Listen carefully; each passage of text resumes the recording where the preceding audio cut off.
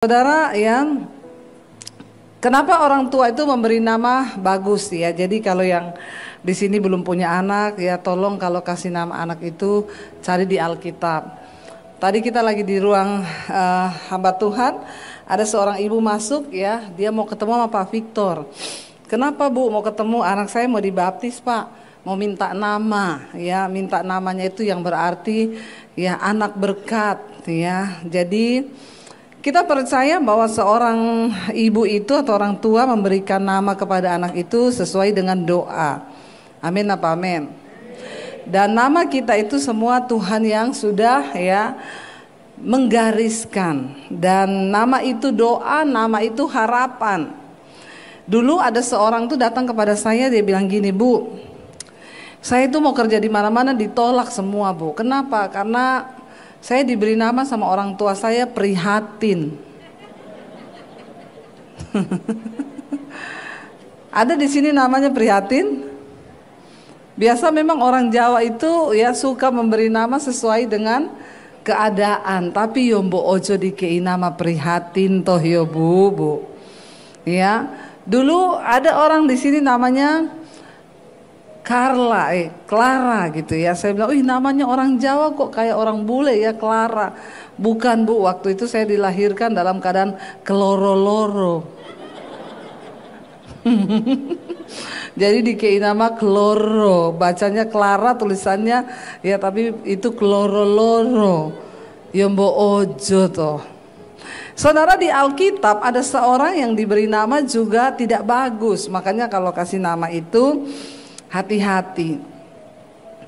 Di dalam 1 Tawarik pasal yang keempat, kita tuh sering ya menyanyikan lagu ini yang kita tahu bersama dengan judulnya tuh Doa Yabes. Ya, tapi wah kalau nyanyi itu luar biasa pasti ya. Kiranya apa? Engkau memberkati aku berlimpah-limpah. Makanya banyak orang kasih nama anaknya itu Yabes. Ya, padahal arti nama Yabes itu apa? Penderitaan atau kesakitan. Ya. Kenapa itu bisa terjadi? Saudara, coba kita lihat 1 Tawarik pasal yang keempat ya, ayat yang ke-1 dulu kita baca sampai dengan ya ayat yang ke-10. Ya, kalau kita lihat di sana dalam 1 Tawarik ini adalah kisah keturunan Yehuda dari cabang lain. Ya, dikatakan ini keturunan Yehuda. Ayat yang pertama, anak-anak Yehuda ialah Peres, Hesron, Karmi, Hur, dan Syobal. Kalau saudara baca sini ada nama-nama banyak di situ, semua nama. Reaya anak Syobal memperanakan Yahat, dan Yahat memperanakan Ahumai, dan Lahat ialah itulah kaum orang Sora. Inilah anak-anak Etam, Yisril, Isma, dan lain sebagainya. Kalau kita baca itu semua isinya nama-nama. Tapi yang menarik saudara, di ayat yang ke-9 di sana dikatakan begini, baca bersama 1, 2, 3 ayat yang ke-9. Yabes lebih dimuliakan daripada saudara-saudaranya. Nama Yabes itu diberi ibunya kepadanya sebab katanya apa? Aku telah melahirkan dia dengan kesakitan. Jadi nama Yabes itu yang berarti menderita atau kesakitan itu diberikan oleh ibunya. Karena pada saat itu ibunya dalam keadaan menderita. Ya, bahkan bukan hanya ibunya. Saudara, ya kisah dari 1 Tawarik ini ditulis. Ini adalah satu kisah ketika pada waktu itu bangsa Israel ya, mereka baru kembali dari pembuangan. Ya, ini adalah satu kisah silsilah kerajaan Yehuda dari 1 Tawarik ini. Dan ketika kitab ini ditulis ya, ketika itu orang-orang Yehuda itu mereka baru kembali dari pembuangan di Babel. Seperti yang kita tahu bersama ya, pada abad ke-6 sebelum Masehi itu Yerusalem dihancurkan oleh kerajaan Babel dan akhirnya mereka dibawa ke Babel, ditawan selama 70 tahun. Bayangkan saudara, ya ditawan 70 tahun dibawa pindah ke satu tempat yang mereka tidak mau dan pasti tidak nyaman, dan di sana mereka ya disuruh bekerja selama 70 tahun di Babel, mereka hidup di dalam pembuangan. Lalu ketika sudah selesai masa pembuangan itu seperti janji Tuhan, mereka disuruh pulang. Nah 70 tahun mereka sudah tinggalkan rumah, mereka sudah tinggalkan kotanya, lalu disuruh balik lagi. Kira-kira keadaannya masih sama seperti itu enggak? Ya udah beda semuanya, mungkin rumahnya udah enggak ada. Mungkin di situ tinggal rerumputan, mereka melihat banyak hal yang sudah berbeda. Kembali dengan masa kritis, kembali kepada negeri yang tadinya mereka tinggali, dan pasti keadaannya tidak enak, saudara. Nah di tengah-tengah keadaan seperti itu, saudara, seorang yang bernama Yabes ini lahir. Jadi coba kita bayangkan keadaannya, di tengah baru pulang dari pembuangan 70 tahun, masuk ke daerah lagi itu, dalam keadaan yang sudah tidak nyaman, mereka sedang ada dalam pergumulan. Bahkan bangsa Israel pada waktu itu juga sedang di dalam situasi yang sulit. Ya, mereka sedang bertanya-tanya apakah penyertaan Tuhan dan janji-janji Tuhan itu masih akan tergenapi atas mereka, karena kesulitan ada di depan. Di saat seperti itu, ibunya Yabes ini hamil, lalu melahirkan. Makanya kalau mau hamil itu lihat-lihat keadaan.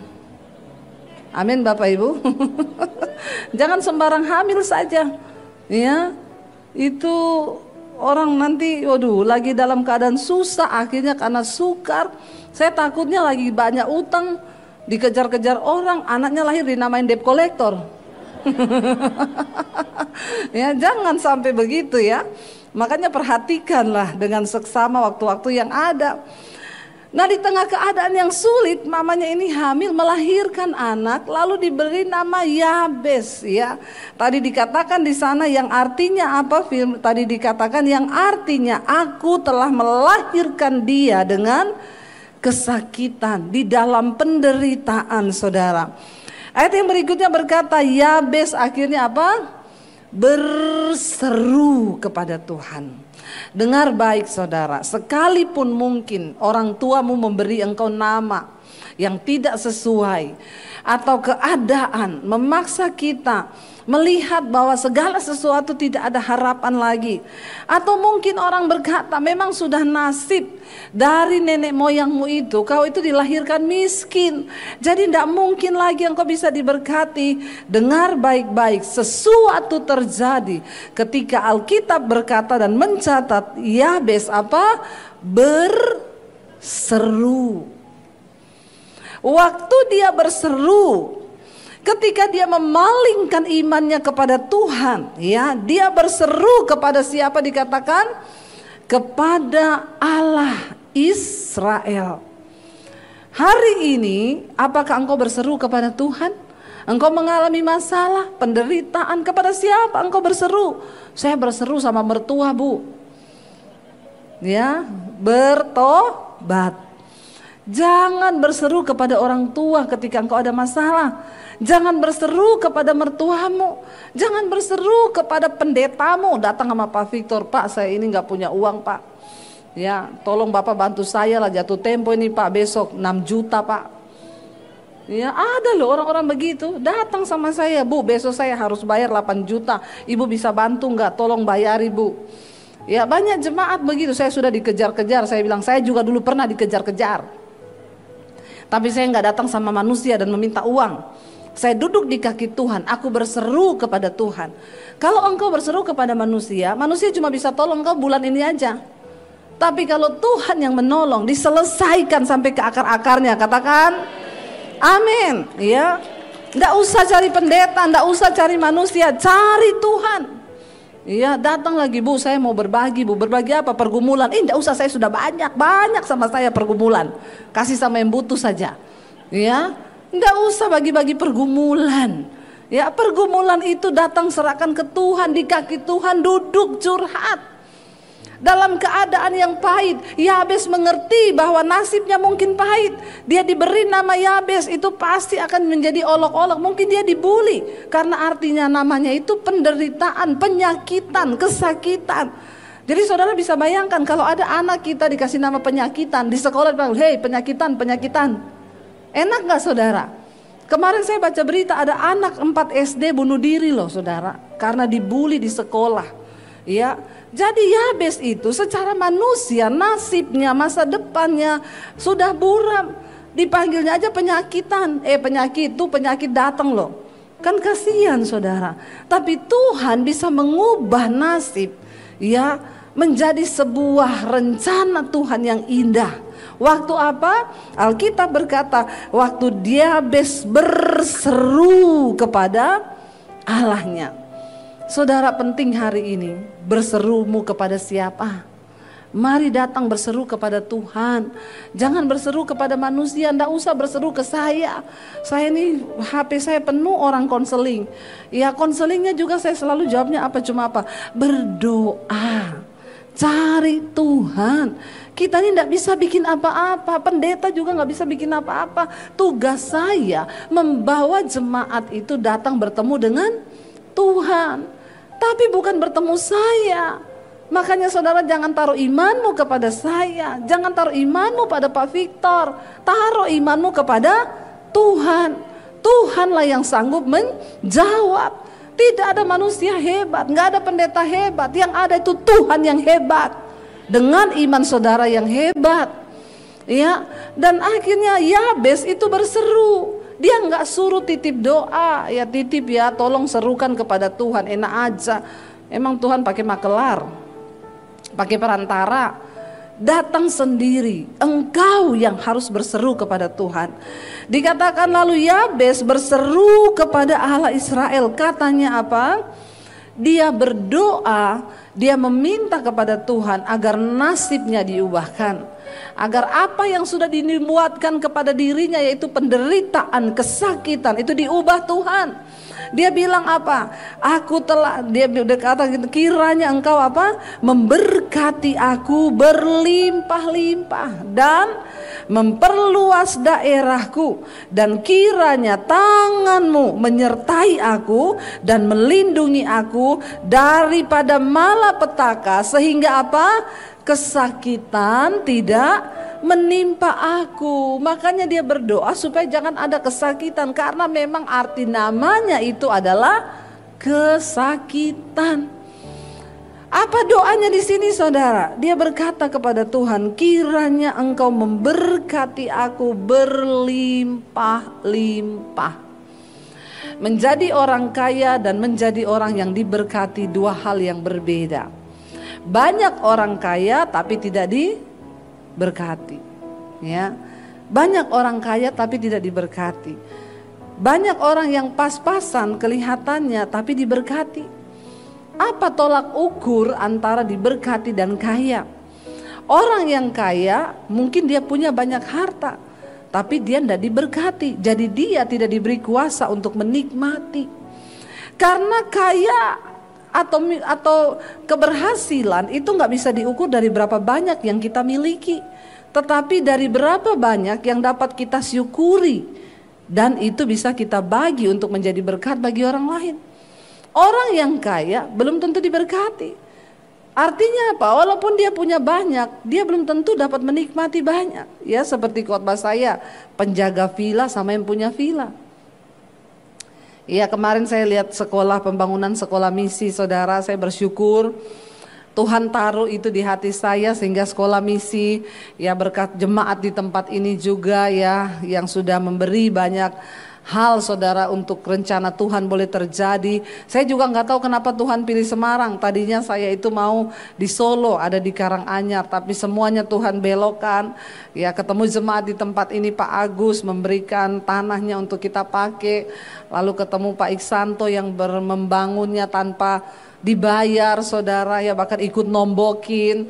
Ketemu Pak Victor yang punya banyak pengalaman di sekolah. Karena saya ini memang saya nggak punya pengalaman apa-apa saudara. Saya cuma bilang, Tuhan kenapa Tuhan pilih saya? Saya ini nggak ada pengalaman apa-apa, tapi Tuhan tuh ngomong, aku cuma cari orang yang beriman. Karena imanku, iman yang dapat mewujudkan semua rencana-rencanaku yang besar di bumi ini.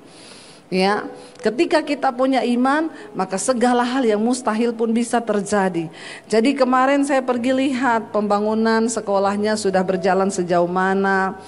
Dan kita melewati di situ kan banyak daerah villa-villa. Banyak villa-villa yang kosong saudara. Saya bilang sama Pak Victor, Pak ini villa bagus-bagus banget ya. Iya Bu, tapi ini kosong. Tuh pada ditulisi dijual. Ya banyak orang punya villa tapi tidak dapat kesempatan menikmati villa. Penjaga villanya yang seneng. Nikmati villa, berenang di villa, goreng pisang, minum kopi. Yang punya villa cekot-cekot, mikirin bayar tagihan. Ya, jadi yang lebih dari pemenang yang mana? Penjaga villa atau yang punya villa? Jadi saudara mau yang punya villa atau mau jadi penjaga villa? Ya, nggak apa-apa jadi penjaga villa asal diberkati toh. Hidupnya seadanya tapi enak gitu ya. Bisa menikmati daripada yang jadi punya villa tapi nggak menikmati. Bedanya orang yang kaya dan orang diberkati itu begitu. Yabes berdoa, Tuhan berkati aku berlimpah-limpah. Kesuksesan, keberhasilan bukan soal berapa banyak yang kita miliki, tapi berapa banyak yang mampu kita syukuri dan kita bisa bagikan boleh menjadi berkat bagi banyak orang. Jangan hanya berdoa mau jadi kaya, minta sama Tuhan, aku mau menjadi orang yang diberkati. Ya, Yabes berkata, berkati aku berlimpah-limpah. Dan bukan hanya diberkati berlimpah-limpah, dia bilang apa? Dan perluas Tuhan daerahku. Artinya apa? Semakin kita diberkati berlimpah-limpah, itu artinya Tuhan akan pakai hidupmu berdampak lebih luas lagi. Biar Tuhan yang memperluas daerah kita. Gereja di tempat ini pun akan diperluas oleh Tuhan. Katakan, imani saudara. Ya, saya lihat nih sudah penuh ya jemaatnya sampai ya nggak dapat tempat nih. Tuhan akan kasih tempat yang lebih besar ya Pak Victor ya. Amin saudara ya, yes gitu ya. Bukan untuk ambisi manusia, tapi untuk kepentingan Tuhan. Ya, untuk kepentingan Tuhan. Saya ini tidak bangun gereja karena panggilan saya memang bukan gembala. Ya, kalau saya jadi gembala nggak cocok saudara, nanti jemaatnya kepahitan semua. Datang Bu Debbie, saya mau didoakan. Nggak usah cari minta-minta didoakan, doa sendiri. Nah, itu kan saya saudara ya. Kemarin ada pendeta di Manado, kita seminar di sana. Dia bilang, Bu Debbie, saya tiru loh, saya tiru ibu. Jemaat saya datang, saya bilang, jangan cari-cari pendeta, berdoa sendiri. Itu jemaat keluar Bu dari gereja saya. Saya bilang, Bapak gembala, jangan tiru apa yang saya buat. Iya, ini hanya dilakukan oleh para ahli saja. Ini adegan berbahaya ini yang begini ya. Kalau Bapak nggak dipilih Tuhan untuk ngomong gitu, jangan, apalagi Bapak gembala. Ya Pak Victor, kalau ada jemaat datang, Pak Victor bilang, jangan cari-cari saya, cari Tuhan. Dia keluar dari gereja Bapak. Ya, makanya Bapak dipilih jadi gembala, saya enggak. Ya, saya seperti ini. Orang aja datang, tuh pendeta sana mau loh didoakan. Ibu kok enggak mau? Kamu ikut saja pendeta sana, jangan ikut saya. Ya itu saya, karena memang ya saya panggilannya seperti ini. Ya tetapi di tempat ini Tuhan memberkati tempat ini. Bayangkan dari yang tidak ada menjadi ada. Kalau dengar perjuangan di tempat ini saudara, bagaimana Pak Victor bersama teman-teman ya. Dan dari yang tidak ada sampai Tuhan bisa beri tempat ini yang begitu luar biasa. Dan tidak lama lagi Tuhan akan beri tempat yang lebih besar lagi buat jemaat di tempat ini. Untuk kepentingan Tuhan loh, bukan untuk kepentingan kita, bukan untuk kepentingan Pak Victor atau siapapun. Kalau untuk kepentingan Tuhan, tidak ada yang mustahil. Amin saudara. Tuhan memperluas daerahmu. Jemaat, ketika gerejamu diberkati dan gerejamu juga menjadi berkat bagi banyak orang, engkau juga jangan jadi jemaat yang cuma datang duduk diam pulang, nggak berubah, sampai tempat duduknya aja dikontrak loh. Ada loh jemaat-jemaat tuh yang ngontrak tempat duduk, pokoknya aku tuh harus di sini, kudu neng kene, setiap minggu kudu neng kene. Nih deh teko telat, orang udah duduk, ih kok duduk di sini? Ini padahal tempat saya loh. Ya, nggak usah di tag itu tempat duduk. Ya, yang penting engkau menjadi jemaat yang bukan hanya datang duduk pulang, hidupmu berubah. Amin. Dan bilang Tuhan perluas daerahku Tuhan. Ya, artinya apa? Bukan hanya dari segi ekonomi, keuangan engkau diperluas oleh Tuhan, tapi pelayananmu. Engkau akan dipertemukan dengan orang-orang yang belum pernah engkau temui, dan engkau akan berdoa bagi mereka dan mereka akan dimenangkan bagi kemuliaan Kristus. Cari jiwa, menangkan jiwa. dan akan dibawa ke tempat ini, karena Tuhan akan memberikan satu tempat yang lebih besar lagi. Dan semua jemaat harus siap menjadi pekerja-pekerja di ladang Tuhan. Saudara, banyak gereja, kenapa saya itu ditaruh Tuhan hati untuk bikin sekolah misi ini? Ya, karena gereja itu kebanyakan hanya berdoa tuayan, ya, tuayan menguning, tuayan menguning. Saya itu diberi Tuhan hati begini. Banyak gereja hamba Tuhan hanya berbicara tentang tuayan, tapi warningnya Yesus berkata, memang tuayannya banyak, tapi pekerjaannya itu cuma sedikit. Buat apa tuayan banyak kalau pekerja sedikit? Nah, hari ini Tuhan taruh tuh di hati saya, kamu harus bergerak, cetak para pekerja-pekerja itu. Beri hati bagi mereka. Nah, di sekolah misi ini tadi Pak Victor sampaikan, kenapa nggak diterima, nggak usah daftar yang di atas 60 tahun ya. Ya, tapi saya mau melayani Tuhan Ibu. Berdoa saja sayang, kau so tua berdoa saja. Tidak bisa lagi dikirim misi Pak Victor. Ya, yang umur-umur sudah tua bukannya tidak berguna. Tetap berguna, tapi kita itu cari yang muda-muda, batasnya 30 tahun. Kenapa? Mereka masih bisa dikirim, ya, pergi sampai ke pedalaman-pedalaman untuk memenangkan Indonesia bagi kerajaan Allah. Kita tidak menangkan Indonesia buat gereja tertentu atau orang-orang untuk gereja tertentu, tapi bagi kepentingan kerajaan Allah. Kita nggak hanya bicara satu denominasi gereja, ya, makanya juga kami hari-hari ini ada dalam pelayanan seminar hamba-hamba Tuhan. Nanti kita pertengahan Maret ini bersama Pak Victor dan seluruh tim dari sini akan berangkat ke Manado. Saya dengar sudah 1000 lebih pendeta yang mendaftar saudara dari berbagai gereja. Jadi Tuhan tuh taruh di hati, hari-hari ini kita bergerak bagi tubuh Kristus. Kita ada di hari-hari yang terakhir. Tadi pagi saya sampaikan firman Tuhan berkata, ya, perjalanan bangsa Israel menjadi peringatan bagi kita, terutama kita yang sekarang ini berada di zaman akhir. Saya bilang sama suami, udah kita habis-habisin buat Tuhan aja deh hari-hari ini. Ya, kita terus bergerak. Kalau dipikir capek nggak capek saudara. Saya ini apalagi, ya, saya pernah 1 minggu itu terbang 10 kali loh. Ya, pernah makan malam di Kopeng, makan siang di Jakarta, makan malam di Singapura. Oh, hebat nggak saudara, ya, luar biasa. Tapi saya cuma mau bilang, Tuhan, aku mau terus bekerja bagi Tuhan. Hari ini saya khotbah di sini 3 kali. Nanti malam saya langsung pulang di Jakarta. Besok pagi saya khotbah di Jakarta. Besok siang saya sudah ada di Bandung. Apa saudara? Orang bilang, ibu capek enggak? Kalau bilang capek. Dan saya tuh sekarang pelayanan kita bukan cari uang lagi. Dari YouTube kami sudah diberkati. Tapi kenapa saya terus mau melakukan ini? Kenapa saudara? Karena saya tahu kita ada di zaman akhir. Nggak banyak waktu lagi bagi kita untuk santai-santai dengan hidup. Makanya saudara ada masalah, jalani aja, nggak usah terlalu banyak alay lebay. Ya, masalah bu, mau bunuh diri lah, mau apalah, pret. Ya, baru masalah sedikit sudah ngomong begini-begini, nggak usah. Ayo kita berlari bersama Tuhan. Kita ada di hari-hari terakhir.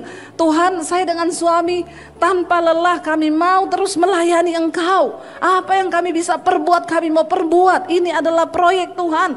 Secara manusia pun, apa yang Tuhan taruh untuk sekolah misi itu, saya sama sekali saya nggak punya pandangan, saya nggak punya apa. Ya, tapi ternyata ya begitu berjalan, Tuhan taruh semua juga di hati Pak Victor, ya Pak, luar biasa ya Pak ya. Saya tinggal datang, nanti Bu itu begini. Ya memang dia ahlinya. Jadi kita kan saling memperlengkapi. Saya cuma punya iman, saya menangkap proyek Tuhan itu. Ketika sudah jalan ya Tuhan perlengkapi. Besok saya harus ke Bandung. Saya ketemu dengan orang dari Amerika saudara. Dia cuma punya waktu besok. Akan membicarakan tentang sekolah ini. Karena dia berkata, Bu, ini sekolah bukan hanya menjadi berkat bagi Indonesia. Tapi dari situ akan keluar hamba-hamba Tuhan yang akan memberkati bangsa-bangsa. Bahkan sampai ke ujung-ujung bumi. Wow, saya siapa saudara? Jadi besok kita akan ketemu beberapa orang untuk membicarakan semua program di sekolah ini. Saya hanya mau melangkah dengan iman. Tuhan yang menyusun seperti puzzle. Dia perluas daerah kita. Hari ini itu pun berlaku bagi jemaat. Tangkap visi itu dari Tuhan. Kalau gembala saudara, tim pelayanan di tempat ini semua diberkati dan mau bergerak dengan hati Tuhan, itu juga akan terjadi kepada jemaat. Tuhan akan memberkati jemaat di tempat ini, memperluas daerahmu, pelayananmu, usahamu, bisnismu akan diperluas oleh Tuhan. Satu tujuannya untuk apa? Kepentingan kerajaan Allah. Kita sedang berpacu dengan hari-hari terakhir, hari-hari ini akan banyak hal yang terjadi, ya, dan kita harus segera saudara melakukan selama masih siang. Ayo kita bekerja dengan giat. Lalu di sana Yabes berkata, memperluas, kiranya engkau memperluas daerahku, dan kiranya tanganmu Tuhan menyertai aku. Sekalipun dia dinubuatkan, sekalipun dia diramalkan seorang pesakitan, diberi nama kesakitan, tapi dia percaya kalau tangan Tuhan yang menyertai itu akan menjadi berbeda. Katakan amin saudara. Mari kita minta penyertaan Tuhan atas hidup kita. Karena tanpa penyertaan Tuhan semuanya akan menjadi sia-sia. Apapun yang kita lakukan tanpa penyertaan Tuhan itu nol saudara. Kita minta hari Tuhan, sertai aku dengan tanganmu. Sertai aku Tuhan. Minta jangan jalani hidupmu dengan kekuatanmu, sebab memang kita gak punya kekuatan apa-apa. Bilang, Tuhan aku minta sertai aku dengan tanganmu. Yabes berkata, bukan hanya Tuhan berkati berlimpah-limpah, bukan hanya minta diperluas daerahnya, tapi dia bilang tanganmu Tuhan, biarlah tanganmu yang menyertai aku. Saudara, kekuatan kita terbatas, kita manusia gak bisa apa-apa. Ya bahkan hari ini kalaupun Tuhan bilang kita kembali loh. Kita pulang loh. Saya pun kalau hari ini Tuhan suruh balik saya. Ya enggak ada satupun dari kita yang bisa menentang kedaulatan Tuhan.